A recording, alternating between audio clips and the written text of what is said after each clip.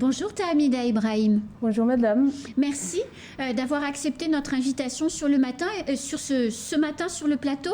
Vous êtes la première des 6 candidates que j'ai la chance de recevoir. J'ouvre donc cette campagne cantonale sur le plateau de Kwesi de la meilleure des manières, puisque c'est la 2e vice-présidente du conseil départemental qui est là ce matin. Alors madame la conseillère, madame la vice-présidente, pourquoi on réélit à Sada Achirongui les conseillers départementaux? Bonjour à tous, bonjour à la population qui nous regarde. Aujourd'hui, si on est là, on se trouve aujourd'hui à devoir réélire les conseillers départementaux du canton Sada Achirongui. C'est qu'il y a une plainte qui a été déposée par la partie adverse.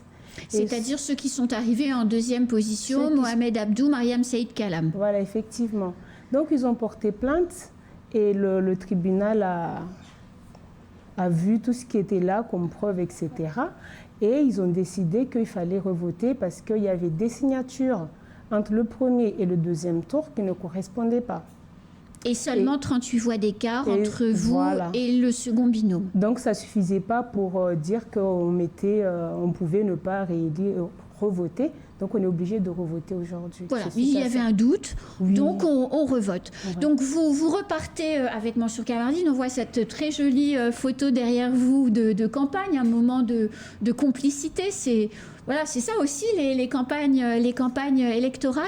Vous repartez donc avec Mansour Kamardine. Vous êtes tous les deux candidats pour votre réélection.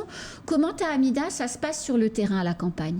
Donc la campagne sur le terrain, ça n'a jamais arrêté au fait. Parce que dès le départ, on savait qu'on allait revenir aux urnes. Donc on s'était déjà préparé. On n'allait pas changer notre binôme. Et on était déjà en contact de la population, avoir cette proximité-là vis-à-vis de la population, ce qui est intéressant. Parce que c'est la population qui nous a mis là. Et c'était aussi de leur expliquer pourquoi on allait en arriver là. Pourquoi aller leur demander encore d'aller aux urnes le 25 septembre?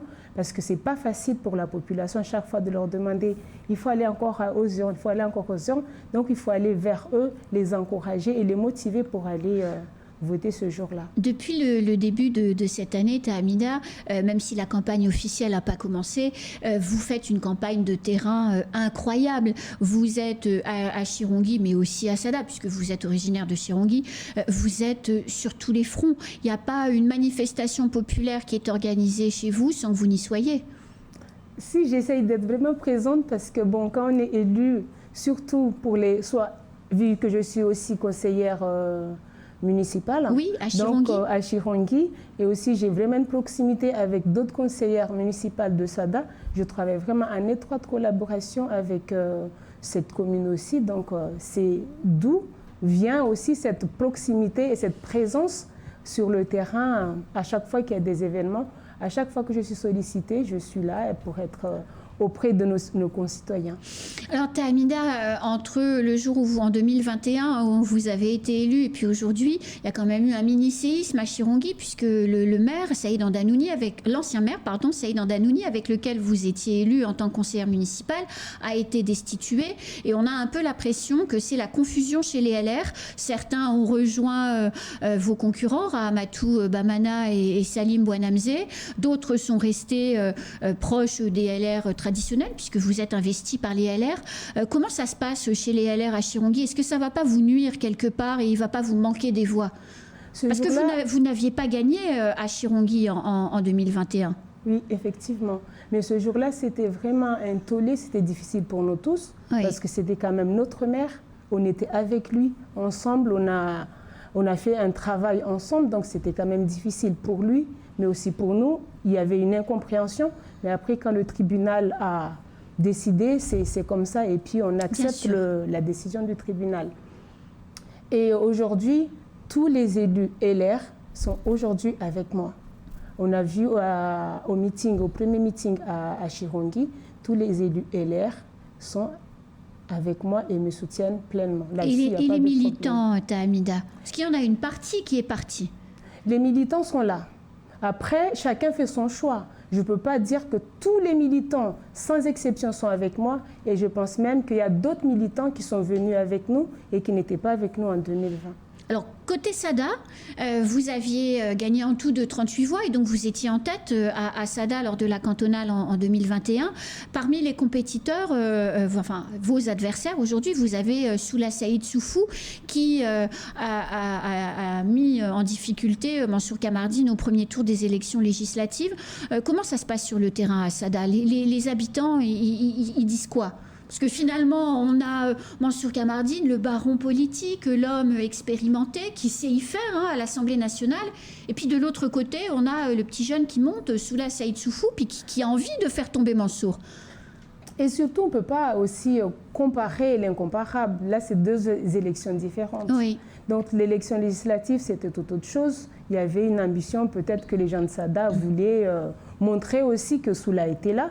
Mais aujourd'hui, c'est une autre élection. Nous, on a déjà notre poste au département.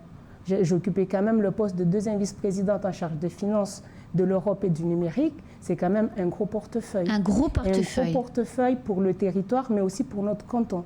Et je suis convaincue qu'aujourd'hui, le choix sera fait par les électeurs du canton de SADA, surtout de SADA et de Chirongui, et ils vont nous réélire et nous remettre à notre place. Alors, vous pensez que les électeurs vont vouloir jouer la continuité, c'est-à-dire ils ont commencé le mandat, ils ont des responsabilités, parce que Mansour supervise aussi le dossier du port, donc on ne peut pas dire qu'il est hyper simple, ce dossier. Donc, gros enjeux politiques pour vous deux.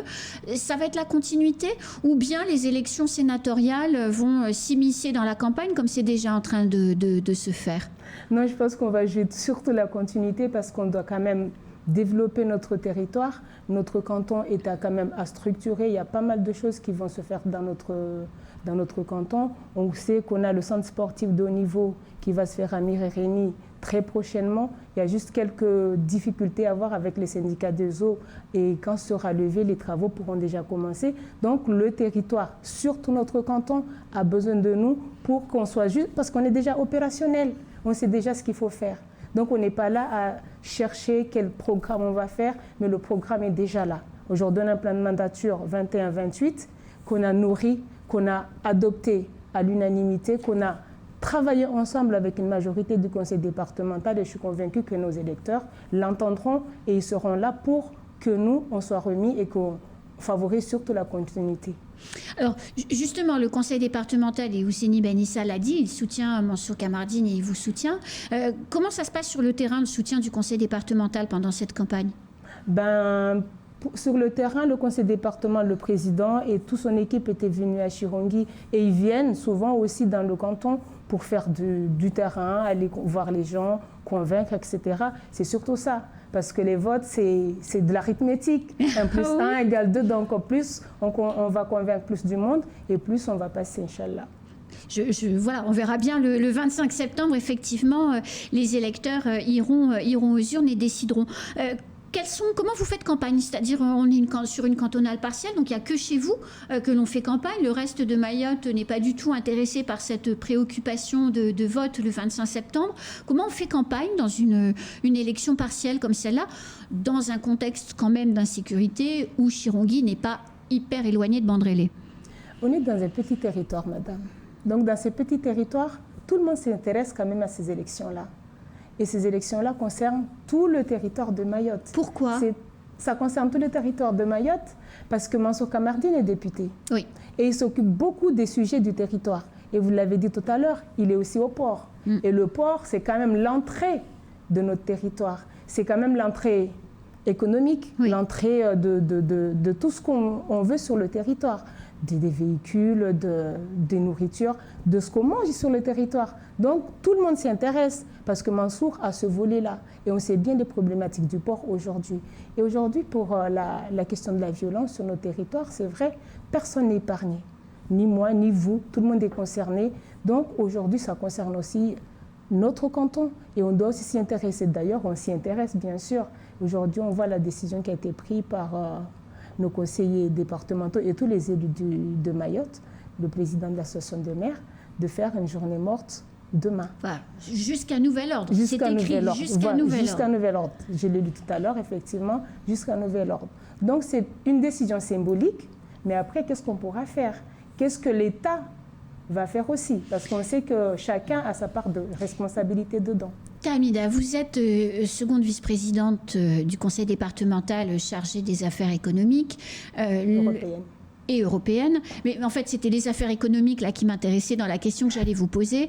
Le conseil départemental a la plupart de ces terrains non occupés squattés, sur lesquels on a une profusion de cases en tôle, toutes plus horribles les unes que les autres. Parmi les revendications qui ont été portées par les élus hier, c'était aussi la nécessité de décaser, coûte que coûte, tous les terrains du conseil départemental pour déjà avoir le foncier, mais se débarrasser un peu des difficultés.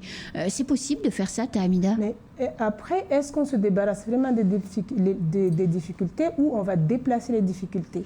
Parce le préfet tout à l'heure disait un tiers des gens, selon lui, repartent aux Comores.